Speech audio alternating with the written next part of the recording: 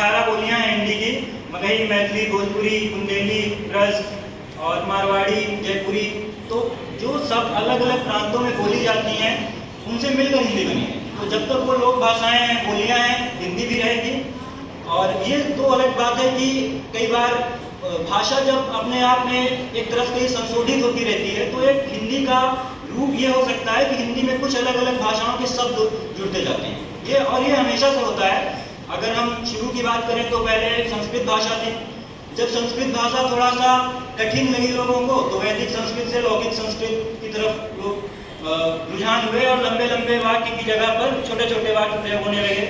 उसके बाद पाली भाषा आती है, प्राकृत, अपभ्रंश, अभट्ट।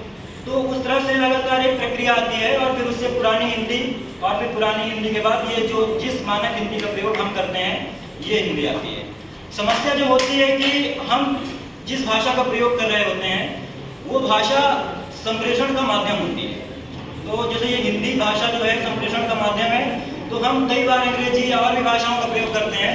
तो ज़्यादा संप्रेषण कौन कर रहा है, वही भाषा हमेशा जीवित रह जाती है। जैसे विद्यापति नाम के एक कवि हैं जो आदिकाल के कवि हैं, और उन्होंने एक बात कही थी कीर्तिलता में कि सक्कय बाणी पूजन भावे, पाउन रस को मम न पावे, देशिल वेड़ा सज्जन मिठा, तम तय क्षण जंपो अवट्टा।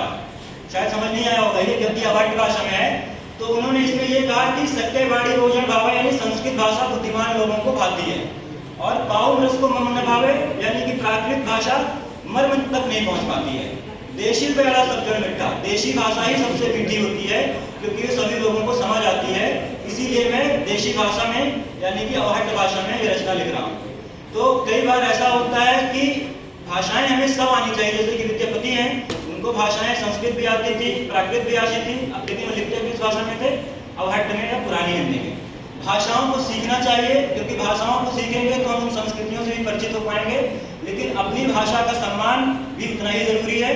और हिंदी भाषा चूंकि हमारी अपनी भाषा है, और इस तरह की चिंताएं जो हमारे पास आती हैं अक्सर कि हिंदी लुप्त हो जाएगी, खत्म हो जाएगी, ऐसा नहीं है। क्योंकि हिंदी ने समय समय पर अपने आप को बहुत ही नवीनीकृत भी किया है।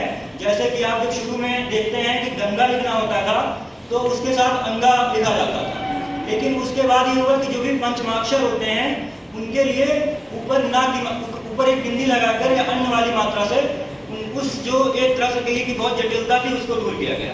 तो जब इस तरह की जटिलताओं को दूर किया गया है और आगे जो जटिलताएं हैं हिंदी के साथ उनको भी दूर किया जाएगा, तो हिंदी जैसी है आगे भी और अच्छी रहेगी। और मुझे लगता है कि बहुत लंबे समय तक हिंदी रहेगी और हिंदी का भविष्य भी उज्जवल है। तो एक बार फिर से आप सभी को बहुत